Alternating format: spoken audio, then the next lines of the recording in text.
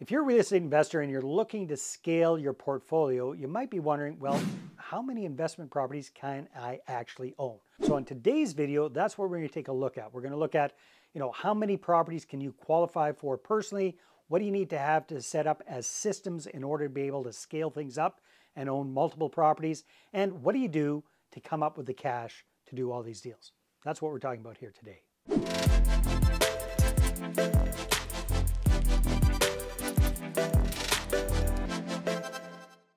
All right, so when it comes to how many properties can you own in your portfolio, one of the first things we need to take a look at is financing.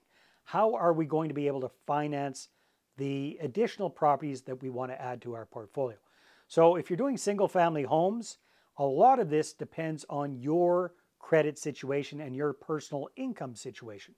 So if you're employed at a good job, you've got a good income, you've got a good union or government type job, banks tend to love those kind of employees. So you can probably qualify personally for a lot more mortgages than somebody, for example, who is self-employed. Banks don't like self-employed people that much. So again, a lot of this, when it comes to personally qualifying for financing, really depends on your own credit record, your own credit score, and your own personal income and how much you can qualify for. Now, you've got all sorts of different options. If that's not the situation you're in, if you're like me and you're self-employed, you can look at different financing options, including private lenders, hard money lenders, bringing on joint venture partners, etc. Another important factor that you should keep in mind when you want to scale your portfolio and figure out how many properties you can own is cash reserves. If you want to start scaling and growing your portfolio, you want to make sure that you got quite a bit of money put aside for a rainy day. What do I mean by that? Well, what if something goes wrong? What if you've got vacancies for a few months in a couple of properties at the same time? If you don't have any cash reserves, then you're going to be in a really, really tight situation should things go a little bit awry. What happens if interest rates go up and you've got variable rate mortgages and now your cash flow shrinks or it disappears altogether? What if you're going negative every single month? So you want to make sure that you've got cash reserves that can support the portfolio that you currently have and that you want to grow. Next thing you want to take a look at are systems and management, especially property management. So if you got 1 or 2 or 3 or 4 properties in your portfolio, chances are you can self-manage those.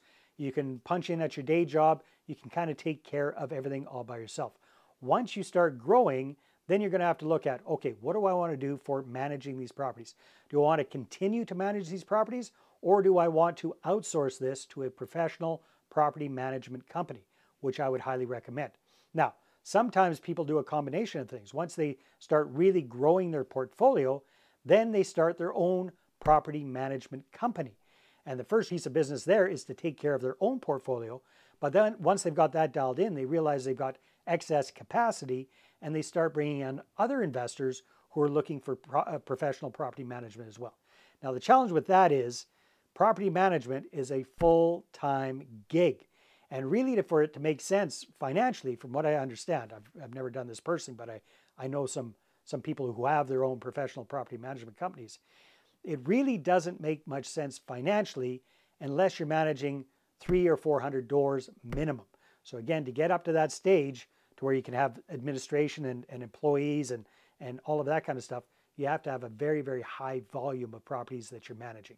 So keep that in mind when it comes to property management. But with all of those things in mind, at the end of the day, there's only one thing that should come to mind when it comes to how many properties can I own?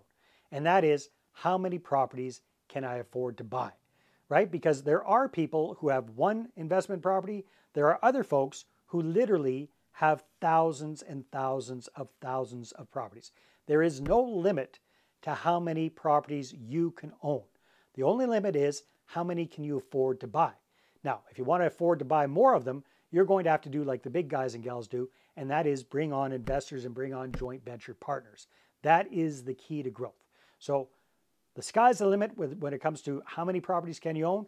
But if you're looking to bring on investors and joint venture partners, I've got the perfect resource for you. It's my book, Money Partner Formula.